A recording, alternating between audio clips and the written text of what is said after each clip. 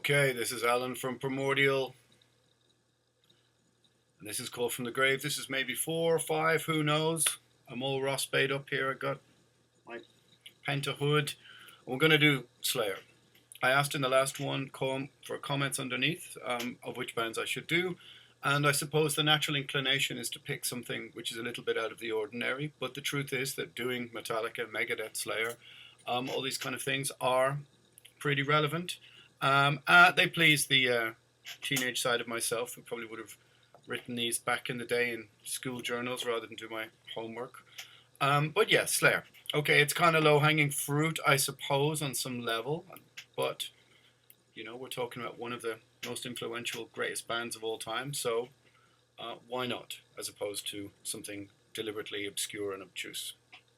I have my thinking hood on. I seem to do my best thinking with a hood, so, you know, forgive me that. So Slayer, yeah. Surely it's been done to death, right? Well, you know, maybe so.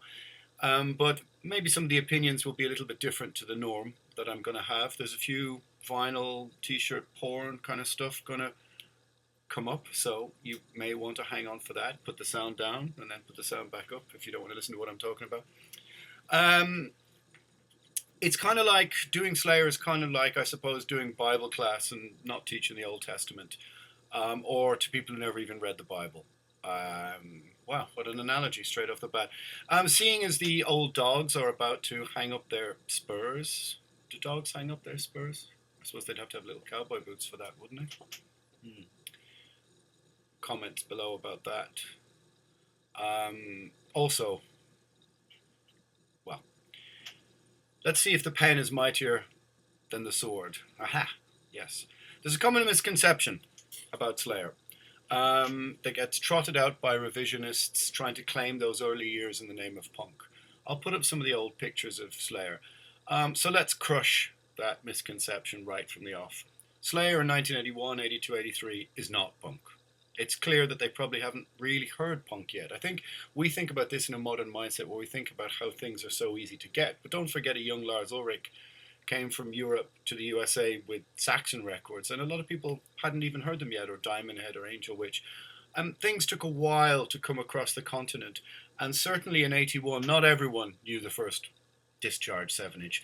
And it's clear when you look at pictures of old Slayer with their eyeliner and knives, and it's got more to do with, well, it's Judas Priest on meth, but it's got more to do with a bunch of guys who were listening to Judas Priest and Iron Maiden and heard Venom, I think, and then kicked up the speed a bit. It's got more to do with Raven, with Exciter, with New Wave British Heavy Metal and Truth. Just because something is fast doesn't mean it's punk. I mean, look at Motorhead or whatever. It's just a common, I suppose, misconception because punk became a sort of a verb, you know, the verb for cool, you know, kind of like let's party, let's punk, whatever. And metalheads never quite, let's say, made their way into some areas of the mainstream media to write this form of revisionist history, because one thing was cool, one thing wasn't. And so people claim early Slayer as punk, which it's not true. Of course, it took a year or 6 months or 18 months after that initial first, I suppose, output of Slayer for punk to become a huge influence on it. But to claim Show No Mercy as punk, it ain't.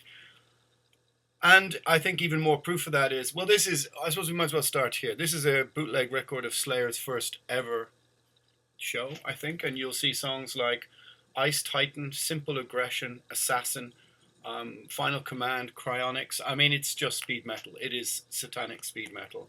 I had rehearsals back at the time, and the guys are covering Raven and Saxon songs.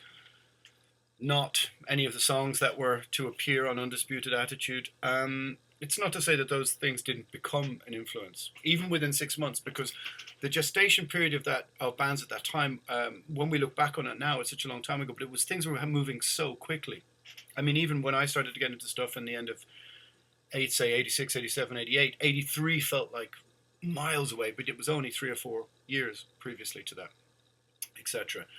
So I'm not going to get too caught up on that, but if you can find this, it's on YouTube, the show actually, and they're all very obviously practicing their, you know, Downing Tipton, Rossi Parfit synchronized guitar histrionics. The vocals are high, and there's lots of cheap leather and studs and nails on display. And you can almost pinpoint the moment where Slayer must have heard Venom, and the sort of Pete Way striped spandex gave way to black metal. Not quite an anarchy symbol just yet. At least not for maybe another year. Sorry, Daniel. Okay. And then, Show No Mercy. Now this is still in the, well, it's not, obviously it's not sealed, but this is the American version of Show No Mercy, which again comes in the plastic sort of bag. That classic Metal Blades logo, Metal Blade Records logo, which adorned many of the old classic metal records we love and cherish. Show No Mercy, as I said, I'm going to say this a couple of times over the course of this, let me make no mistake. Show No Mercy is satanic speed metal.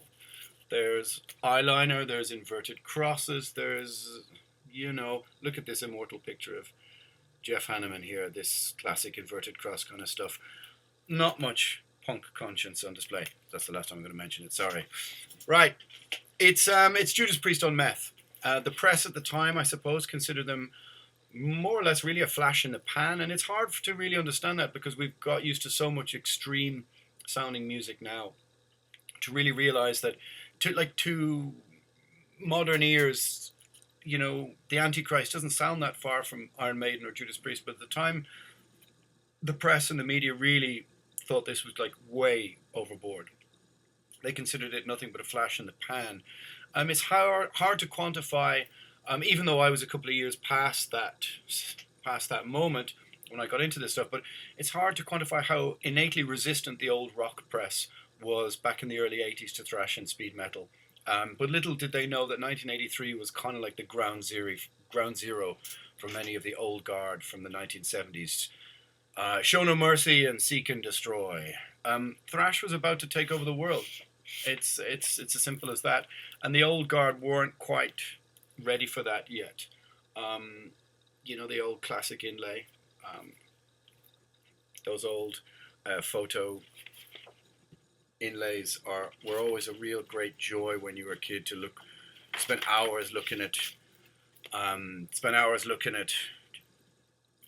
all of those pictures in the inlay of who knew which band and which you could spot other members. As you know, you could spot King Diamond in Hella Weights and all that kind of thing. We tried to replicate one with Primordial, but it didn't really work. I'm not sure it really works for anything outside of thrash and speed metal. But Show No Mercy, you know, you can pair with Kill 'Em All, and you can understand clearly why those two were right at the start of the big four. I suppose were way out ahead of the pack. I mean, partially it's also to do with Dave Lombardo being sort of way ahead of the game, pretty much way ahead of everyone else a year or two at the start. Maybe, of course not, maybe not Charlie Benante, but Anthrax's first album I don't think can really hold a candle to Show No Mercy. Yeah, like I said, thrash was about to take over the world. And very much like, I suppose, Metallica did between Kill 'Em All and Ride the Lightning, Slayer did a kind of something similar, like a massive kind of, like a light speed jump ahead. And Haunting the Chapel, I mean, this is a nasty piece of work. This is a staggeringly caustic, vicious, violent EP. The priestisms and the twin harmony, you know, that kind of 3/5/7. You know what I'm talking about if you play the guitar. Sort of riffs were shelved, and what we get with Haunting the Chapel is a really violent shock to the metal system. I think even at the time this would have been maybe the most extreme thing. Chemical Warfare was about as fast and extreme as it had got, or anyone had got. Araya sounded evil. I mean, the whole thing sounded like it's recorded in the antechamber of hell. That the cymbals at the start of Haunting the Chapel, the song Captor of Sin. Okay, it's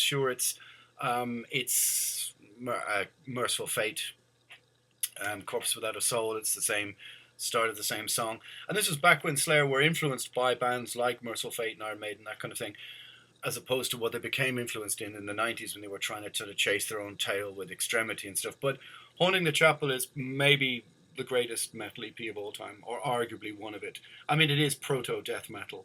I mean, tell me Haunting the Chapel isn't more or less death metal. It's black speed metal. I don't know. Would you really call it thrash? I'm not sure. I mean, and back then when, you know, just even the covers were so simple, but they could just be so iconic. It's a staggering EP, and it's staggeringly violent. They never quite captured the sound like this ever again. There's a really strange amount of sort of sonic delay and sort of space between the instruments, which they never quite, that was really tightened up in albums after that. I'm not sure why. I mean, it's Bill Metoyer, engineered by, who did also Hello Waits. But yeah, there's something very instant, and it's like as if Slayer just took a level up into the sort of, this is serious business now. You know, there's no way that Show No Mercy is a flash in the pan. This is fucking serious business. And people have the misconception that back in the day, bands like Slayer toured a lot. They didn't really. They did weekends, and they did 7 days here and 10 days here, coast to coast kind of thing. But the huge, big tours that we see from some other bands, or the kind of tours that we would see now, were not necessarily happening back then for some bands. Like Slayer might do a week on the East Coast, 4 days on the West Coast. And they were releasing records, and the kind of record industry wasn't really quite sure what to do with all of these bands breaking through. They weren't doing huge shows. They certainly hadn't come to Europe yet. They didn't come to Europe until after Hello Waits. Well, we might as well, I suppose we'll do Live Undead. Live Undead, the iconic, super iconic cover. The back picture, maybe one of the greatest heavy metal images of all time. Now, there is two versions of this. I have the one with the white border, which has 6 songs. The one with the black border has 8 songs. I can't tell you the reason why or the wherefores of that. If you have the CD, you'll get Haunting the Chapel also on it. This version is Roadrunner, which is 1985. I think maybe the difference is that the one with the black seal is Metal Blade. I'm not really too sure. I think the CD of the CD of Live Undead I have is the black filtered one, and it has 11 songs on it. So what's the difference? Well, oh, I see. It's got different track order. Evil Has No Boundaries is on the black one. Sorry, I should have really looked at this before I started talking about all this kind of stuff.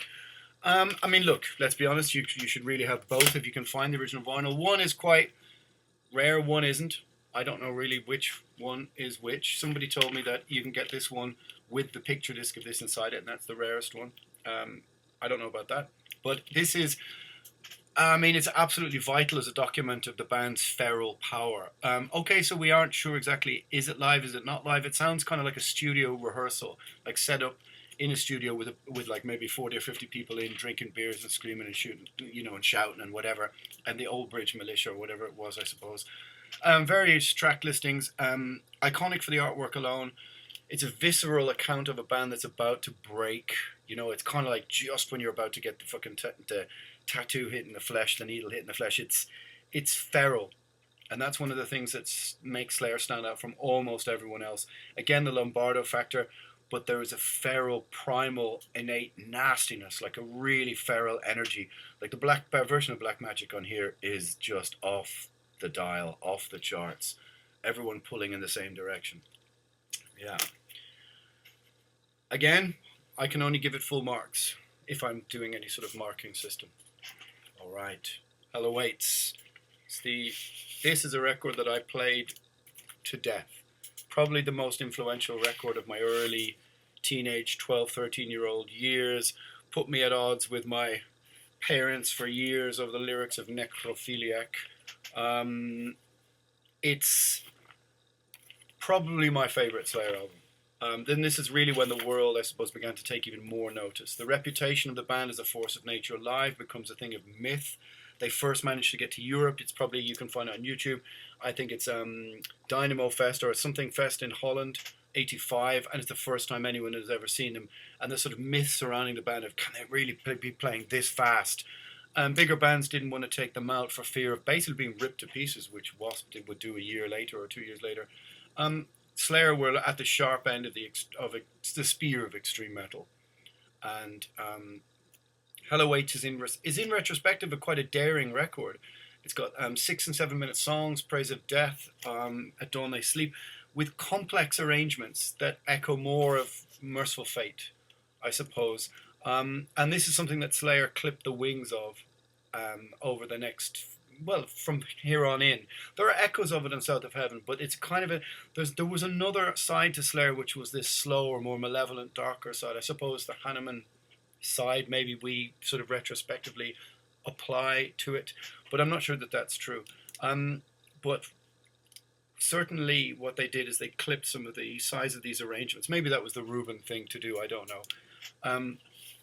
But Halloween is an absolutely staggering record. It's dark. It's got tone in the sense that very much more modern heavy metal records have such a huge guitar tone and that has such a dynamic range, it forces out the other instruments. Whereas if you listen to Halloween, you can tell which side is Hanneman and which side is King. They have very different guitar tones. You can hear different setups. You can hear different techniques, different scratching, different solo techniques. It's very clear who's who, and the bass stands right in the middle. Nice tone, big drums. Like listen to Praise of Death or something like that, and you crank that up high and it will still sound fucking crushing. Whereas, you know, an awful lot of modern records, you turn that up high and it starts to become a blur because the drums get squeezed by the dynamic range the guitar's in. And that's the old analog way. Again, it's Bill Metoyer, and it's this is the European version, so this is Roadrunner Records. This is not the Metal Blade version. I guess I bought this when I was about 12, maybe, something like that. And it literally just crushed my world. Hello Eights, I mean, look, Hardening of the Arteries with the call back to the intro to Hello Eights sends shivers up my spine. Praise of Death. The song Hello Eights, I mean, god damn it. Necrophiliac. There's just nothing more that you can say about this. This is absolutely, absolute perfection.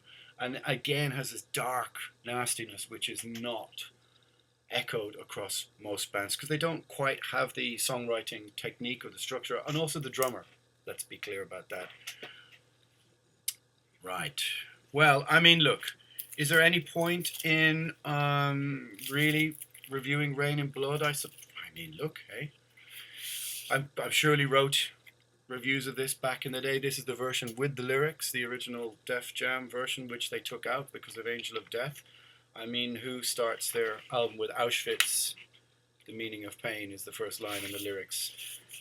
You know this ain't an Anthrax record. And this is the picture taken at the backstage of that very first show in Belgium, as I understood, I guess. Hence the Stella Artois. I mean, look, what can you say about Rain and Blood? Is there any point in me really digging this up? It's arguably still the benchmark for extreme metal.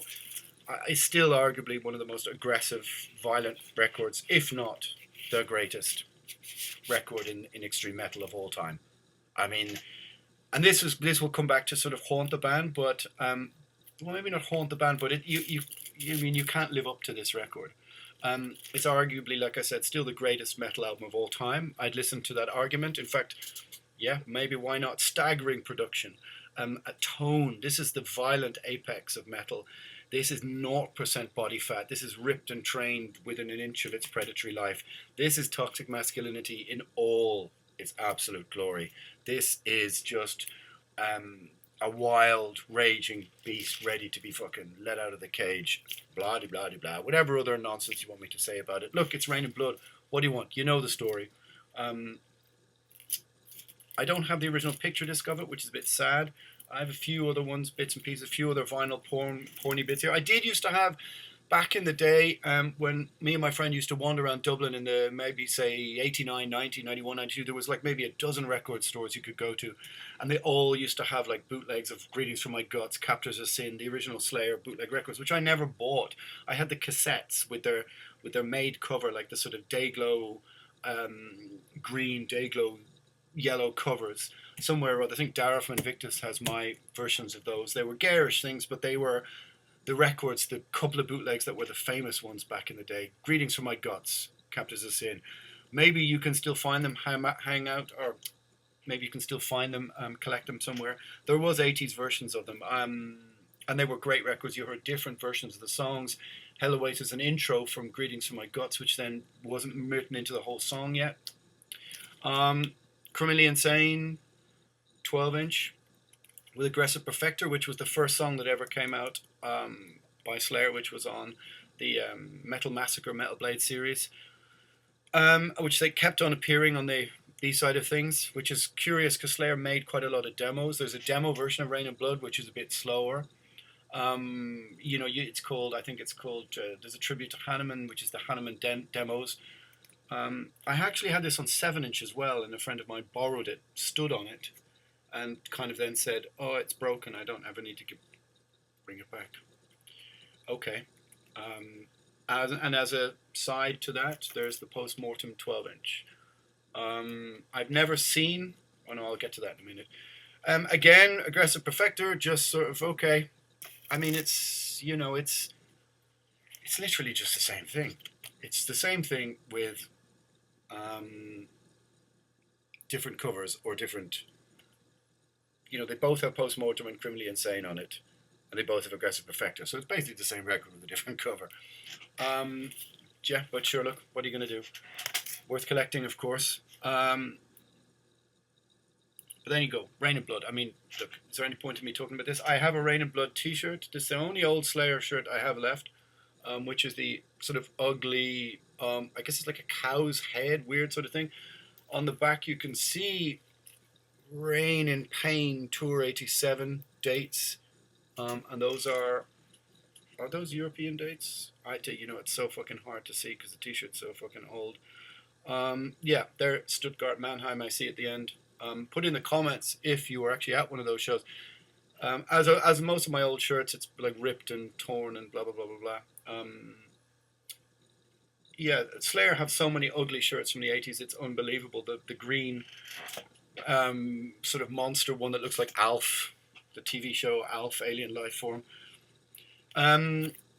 I always wanted the Altar of Sacrifice, the kind of white t-shirt that they had, but that was the only one that I could find, and it was sort of hard, spending your hard-earned, I suppose, was I a teenager? Yes, maybe, I don't know, 13-year-old, £6.50 or whatever it cost to buy in Virgin Megastore or something like this. And this is when Slayer were literally at the apex, taking over the world. I mean, the shows were legendary. There was riots, there was ripped-up auditoriums, there was, the band dashing to the side of gigs to watch how much stuff was thrown at the bands they were supporting, etc., etc. They were at the apex, at the sharp end of the spear of extreme metal, and wasn't really anybody who could compete with them. South of Heaven. There's a picture disc as well. That's the first of those old albums that an original I have on picture disc. South of Heaven, I suppose, for me, is twinned with Hell Awaits. It's an album with a foreboding, darker atmosphere. I would twin Rain and Blood more with Show No Mercy, in that it's a bit more straight riffing, straight metal, extreme aggression. South of Heaven is twinned for me with Hell Awaits. Like I said, it has this foreboding, dark, looming atmosphere. Certainly at the time, the press and the fans weren't sure what to make of Tom's melodic singing. This is about the time, this is the first one I bought when it came out. And the slow burning fuse of dynamics. And also the lyrical aesthetic view is a bit more sort of, I suppose, grown up, mature. You've got a lot of different lyrical topics. The first one that Tom came in with lyrics for, and they're brilliant lyrics. South of Heaven is brilliant. Mandatory Suicide. I've never seen the Mandatory Suicide 12-inch. If you have it, you have two, please send me one. There was another, and the weird thing about this record is that there was another route for Slayer to go after South of Heaven. And that's along the lines of the song South of Heaven and Spill the Blood. This sort of dark, kind of grinding atmosphere. This sort of dystopian worldview kind of stuff. And I would say this is maybe the darkest album the band ever made. Fractions in the band coming to the fore. I suppose in the press, I remember reading at the time, there were two different factions who were barely speaking to each other. It was clear that this is a band who were not bros, and creatively thrived on conflict and tension. And there's a very sort of misanthropic spectre of the Hanneman songwriting, and the sort of new vision of hell that Araya's lyrics portrayed. Like I said, you may believe it, but Satan won't lie. It's a brilliant record.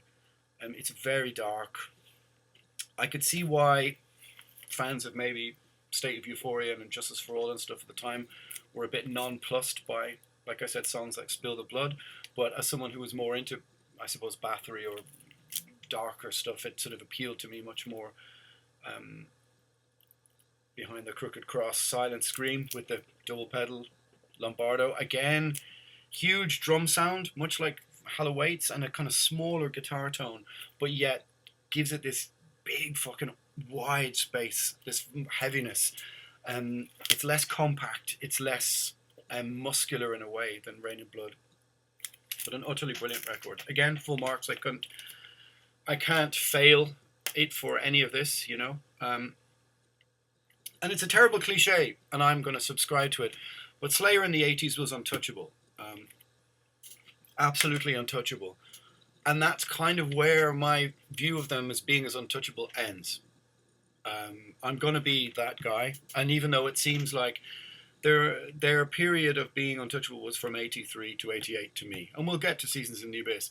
But you can probably tell because it's the first album that I don't have on vinyl. At least I can't find it. So Seasons of the Abyss is...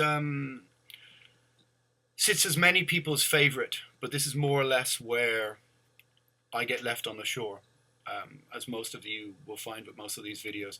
It's a common sort of old grumpy bastard theme, and I get it. Seasons successfully marries the aggression of Rain and Blood with the odd nod to the left field darkness of South of Heaven, for example, in the song Seasons of the Abyss. But it's notably in the title track, but produced and packaged in a more... could we call it mainstream way? It's certainly trimmed of a lot of the fat. It's sort of the dark, foreboding atmosphere has been turned down a bit. It's more riffy. Certainly songs like Blood Red or Skeletons of Society lack the white knuckle ride of the 80s. Death metal is also the ghoul at the feast that's about to rip the guts out of thrash metal.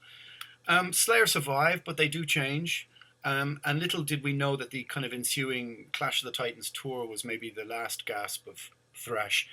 I mean, look, you can't argue with War Ensemble, Spirit and Black, Dead Skin Mask. Dead Skin Mask echoes the sort of South of Heaven mandatory suicide style.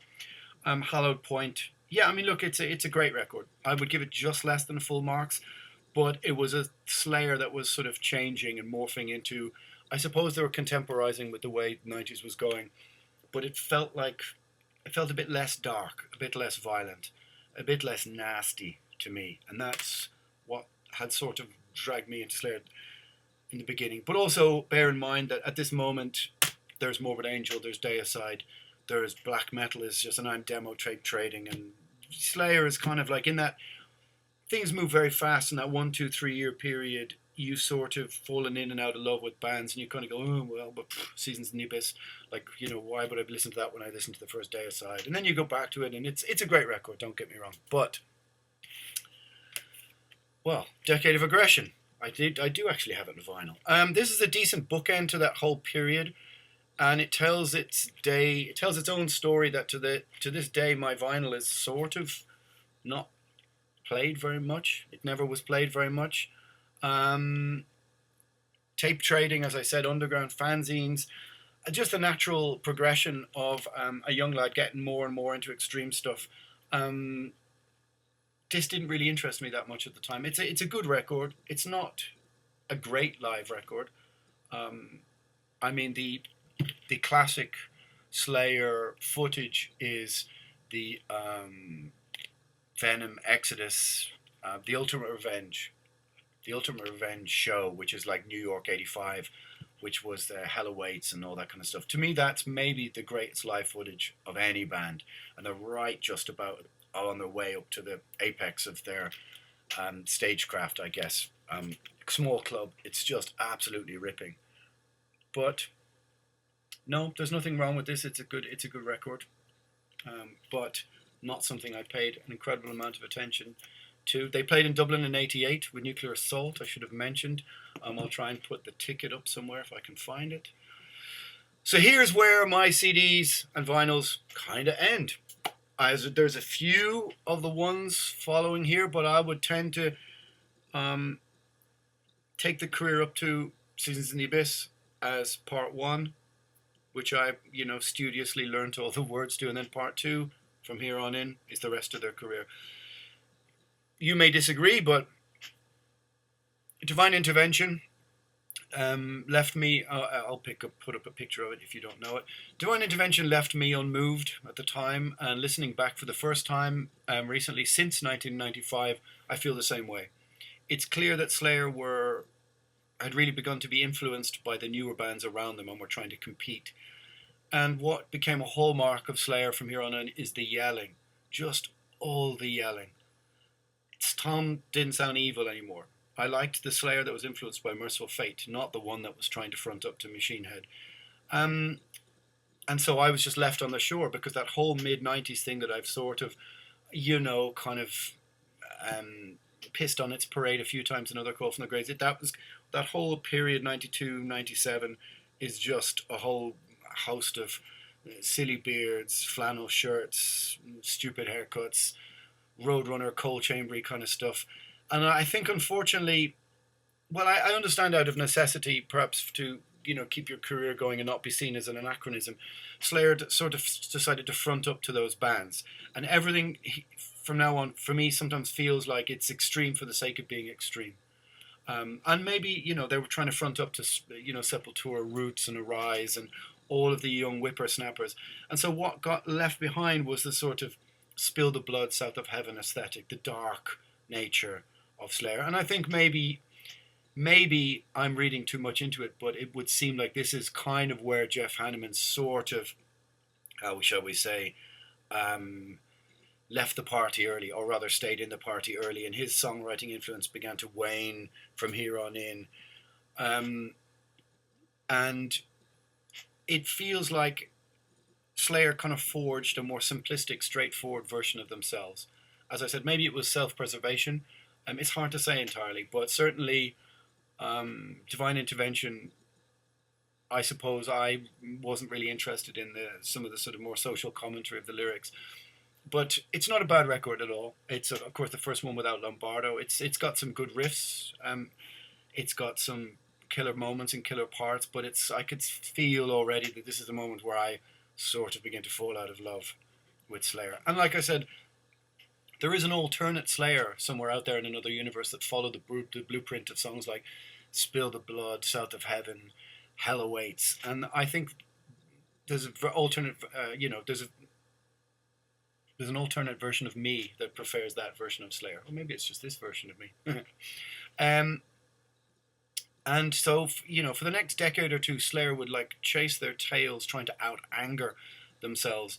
And it was, I think, with huge detriment to the songwriting, because there was another path, as well as being as aggressive. But Seasons of the Abyss, I suppose, is the perfect marriage in a way of those. You still get the Dead Skin Mask, Seasons in the Abyss moments, and you do get the digga-digga-digga-digga-digga kind of bits, which seemed like a dinky riff to me at the time. Undisputed Attitude is an album at the time I refused to listen to. I was really, really entrenched in my black metal barracks, in my pro heavy metal barracks. And of course it was, I'll explain what I mean by that. I was a teenage dickhead, what do you want to know? I was an irritating know-it-all, but it struck me as a calculated cash-in on the rising tide of punk's cool. I didn't see any Raven, Venom, Merciful Fate or Saxon covers sitting in the mix, only punk covers, and it seemed to be a bit like, okay, so this is, The Offspring at the time is the biggest selling independent record of all time and all this kind of crap. And obviously what it was in reality, it was not the stuff that the band was influenced by in 81 and 82. This was Hanneman's kind of back of a beer mat, 8 drinks in kind of, early punk rock and hardcore playlist.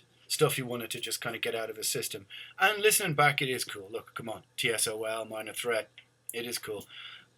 It's just, it seemed a bit at the time to, I suppose, an angry 20-year-old or whatever it was, that this was a bit of a cash grab, you know. But maybe it wasn't. Maybe it was a clever move to reinvent the band. Maybe it was also just fun. Slayer throwing off some of the shackles of their own reputation. And rumour is that this was maybe the last thing that Hanneman was fully dialed into, the Slayer frequency. That was the last thing that he really, it would seem, cared more about than boozing or whatever, you know, apparently. But I don't know. What do I know exactly? Diabolus in Musica, 1998. This has the worst Slayer song of all time, Scrum, a song about rugby. Yeah, I kid you not. This is what happens when you just run out of things to write about. 1997, 98, which I think are the lowest point for metal or traditional metal in general. This is when new metal is ascending to the throne of rock and roll. The old traditional metal bands from the 80s are just viewed with total disdain and anachronism. Priest are playing in small clubs. They've all run out of steam. You know, new rap metal was in the ascendancy, and Slayer are writing songs about sports. That's kind of where Diabolus in Musica is. You know, I was fooled at the time by the opening riff, I think, of the first song, and it sounded like a traditional Slayer song, and then, yeah, look. But, you know, God hates us all.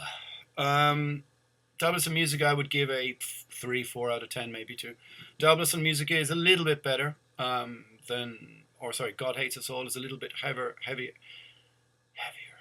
Is a little bit better than Diabolus in Musica. God Hates Us All, again, it's an album that's infatuated with its own need to be constantly aggressive, yelling, fucking this, fucking that. It's lacking subtlety, nuance, a touch of the clever songwriting or the diabolical swagger of these old lurching evil riffs. It seemed to be driven by an urge to appeal to the lowest common denominator of teenage testosterone, which certainly Hell Awaits wasn't, or Haunting the Chapel or whatever. And it's a shame, as the band were, I think, so much more to this, than the sum of their parts, in the sense. Payback, Exile. I mean, I tried to re-listen to them when I was writing this, not writing this, but this was written before. But they're embarrassing, to be honest. Embarrassing listens to return to. And like I said, the rumours are that, of course, Hanneman doesn't play on these albums. Read into that what you will. And I think these are the last. There's an I think called Soundtrack to the Apocalypse, which is an interesting compilation record. And you can play judge and jury with this.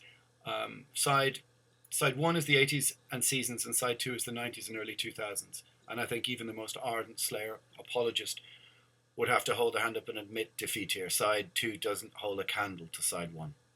Side 3 has the proto-speed metal, new wave of British heavy metal on meth demos, and other rare live cuts, which make it a 2 out of 3 ain't bad kind of deal, and I would recommend that, even though I don't seem to have it. Yeah, but I think even the most, as I said, ardent apologist would have to go, okay, Payback, Praise of Death, all right. And the problem is that Slayer were hung by their own petard, so to speak, in the sense that they had set the bar so high, so fucking high, higher than makes basically anyone. How could they ever live up to that bar that they set? I understand that, and I wouldn't criticize them for that at all, because that's very often the nature of these things, when as a middle-aged man you're competing with yourself as a young man, and so forth and so forth. Competing with a younger version of yourself who was reckless and fearless and taking on the world when it comes to extreme metal can be a hiding to nothing. Not always, but mostly. Christ Illusion, wherever that pops up, 4 out of 10. Truth be told, I'd seen an incredible Slayer show a few years earlier that had really softened me up by the time this came around. Not like the 90s hadn't happened. This is 2000 and... what year is that? 2006? I don't know. Whatever it is. And on first listen, the guitar tone is a lot more like Seasons, and the band do sound initially way more focused. Fleshstorm, not bad. Does its best war ensemble impression. Lombardo sounds in the pocket. The production is pretty okay. Yeah, the tail of the album is just again a procession of interchangeable one-word song titles, phoned-in vocal lines. Catatonic is a perfect example of the mundane rut Slayer were in. You get glimpses of dynamics in the old Slayer here and there, but the blade never really scratches the flesh, if you know what I mean. It's better than the previous two, I'll say that for it. World Painted Blood, I actually do own this one. And this is maybe a, 6 out of 10. Not bad. The title track is great. Actually, really great. But it's hampered by a weirdly dull production and tone that is obviously not the sound of a band playing together and rehearsing together and recording together. This sounds like it was demoed by Kerry King, sent to Lombardo, who recorded the drums on his own, sent back, and then Kerry added all the rest of it. And Tom just added the singing. That's what it sounds like to me. It's got some fucking good riffs, sure, but it sounds kind of put together like that.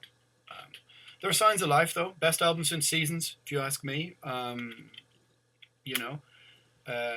It's got signs of the malicious dynamics, and the first song, when the riff kicks in after about 2 minutes, will make you go, oh, there's that Slayer, there's Slayer. But again, the preoccupation with trying to be extreme and shock is encapsulated in songs like Snuff, which is a sort of needlessly over-the-top bout of phoned-in anger. Psychopathy Red, Hate Worldwide, okay, Hate Worldwide. Public display of dismemberment. I get it. At least it's not a song about baseball or cricket.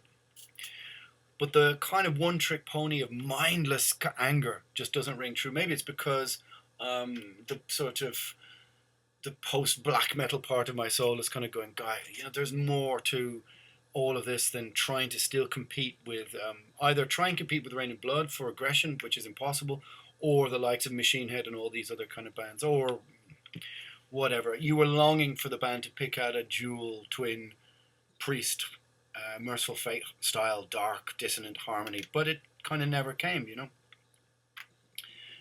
I think that's the only one of those records that I can actually find that I own. Although I do remember buying God Hates Us All. I can't find Divine Intervention. I think I might have had it on cassette, and I certainly I'm not racking up hundreds and hundreds of cassettes.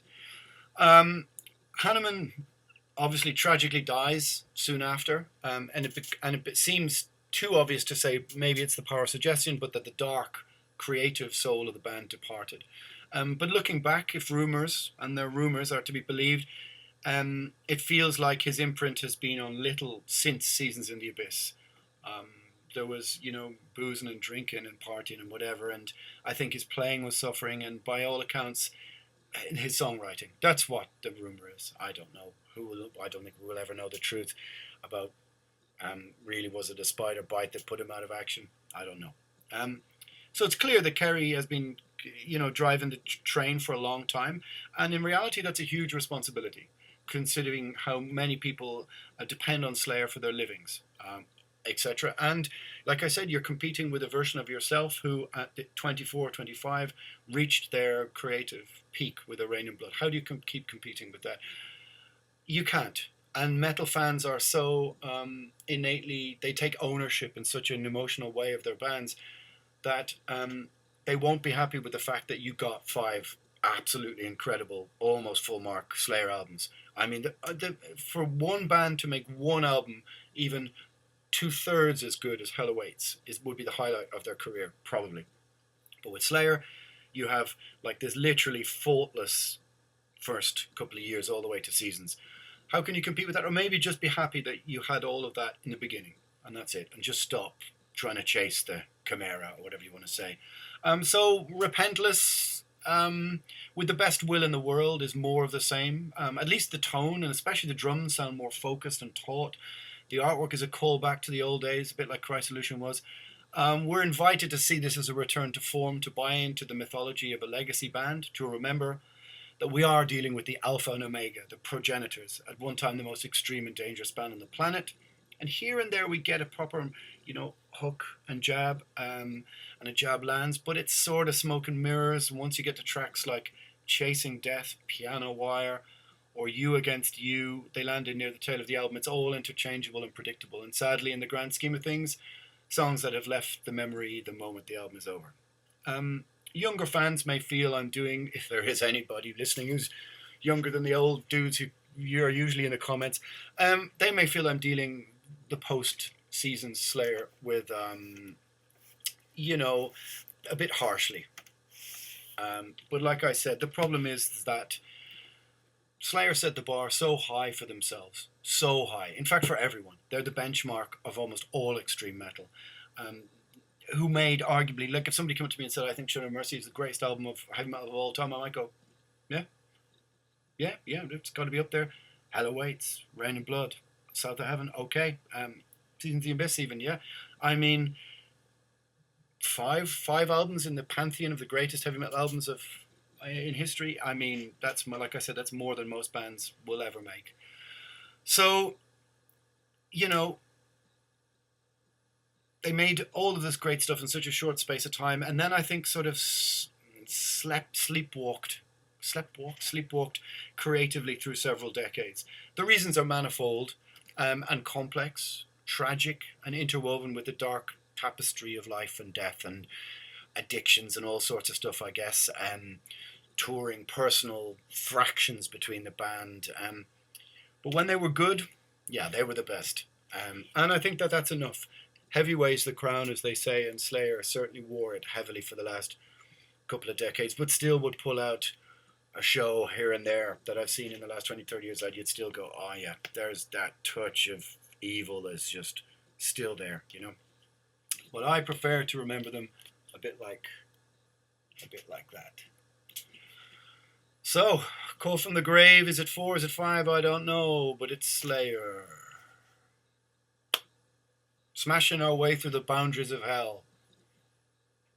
I thank you. And see you next time.